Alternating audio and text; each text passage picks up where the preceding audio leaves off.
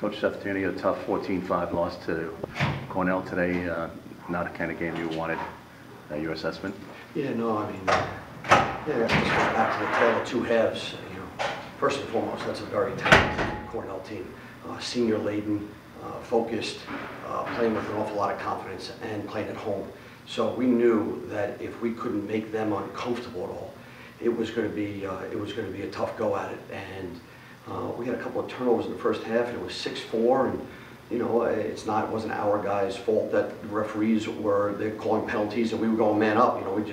That's the way the game was playing out. We had, I think, maybe 3 out of 4 goals were on man up in the first half. And I was proud of the way we fought. They got seniors all over the place, and we didn't answer the bell in the third quarter.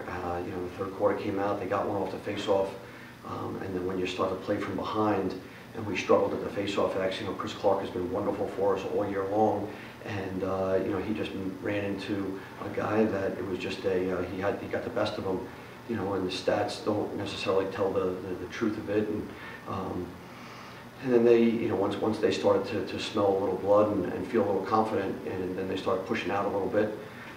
Again, we got some guys that are nicked up, and they took advantage of some situations against us. And I guess the disappointment is we had an opportunity to play 30 more minutes versus Cornell today, and credit goes to Cornell, and I just wish we did a better job in the second half. Did you like how Jack played in goal? I did. You're going to say it's the guy let up 14 goals, but when you look at it from a coach's perspective and and a defensive coordinator perspective, and certainly a goalie coach perspective, the shots that we gave up, I think they were 2 for 3 on man up. They had a couple of fast break goals. They had a couple off the face-off, and they've got a very talented guy in 14 in Littner that they jam it in there. And his success rate of saving shots inside of 5 is rough.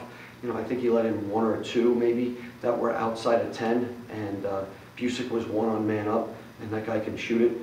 But for a freshman to step up in there, have 8 saves, again, I didn't think that Jack was the problem. I thought he actually made some pretty good saves, and certainly I think there was a pretty good exhale after the first shot of the game. 33 let one go that had some smoke on it, and Jack just swallowed it right up. You mentioned the second half of the contest and what you saw. Do you think when you guys were bringing it across midfield and trying to get set up on the attack, it was more what the defense was giving you that you were struggling with? Or? No, I mean, again, I don't think we ever got to the point where, Sam's banged up, and I think we all know that, and he's going against Jordan Stevens, who's one of the better defensemen, in my opinion, in the country. And so we're not going to get a ton out of Sam, especially igniting the offense. And then they're able to put a pull on Michael Malave, which, Michael's an unbelievable Dodger, but it's a difficult scenario.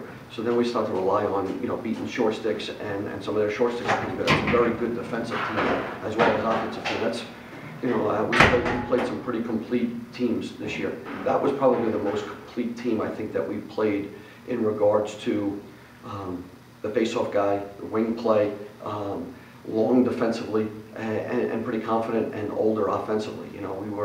We were in a lot of games this year where they didn't turn out our way, and our guys gave great effort, and a ball bounces here, a ball bounces there. Some of those things change, and then the confidence factor kind of swings our way. But that's something that we've been battling all year. Obviously, it's non-conference games, so right. It doesn't affect your conference record. But what do you take away from a game against them and put into Towson and Fairfield? Yeah, I mean, listen, I went into the locker room. I wasn't yelling and screaming. It was, we got our butts kicked. Take your hats off to Cornell. They came down to Schuett Stadium last year, and we got them. And this year, and they got us, and they had a tremendous second half. Sometimes getting knocked down isn't the end of the world, especially when you still got more season to go. And again, we've got 2 games to go here, conference games. I know there's some conference games being played right now. I haven't looked at any scores. We've got, we are now in the CAA playoffs 2 weeks early for us, but we got to play well, and we're going to play against a Towson team that's playing Fairfield today, and we'll see how it goes. And we're going to put in the hardest week that we've ever put in. Outshot by 30. Moving forward, do you think to improve on that margin, Is it more to work on the defense to prevent the shots, or to shoot more on offense? Well, I mean, again, I think that, if you look at the face-off stats, there was a lot of violations as well in the face-off stats. So the time of possession was severely tilted their way. And then, when we did get the ball in the second half, we started to force it a little bit. The game had gotten away from us a little there. And when, our better guys are banged up and nicked up, and I don't want to use it as an excuse, it is what it is, but our better guys, we've got to be better. That's just the way it is. And, again, I think we've learned some lessons this year, but we've also learned a lesson that Cornell just taught us. And, again, my hat goes off to them. They're leading the Ivy League. They're a very, very confident team right now, well-balanced. Good luck to them, and we'll get back to the drawing board and put every effort we have towards this housing game.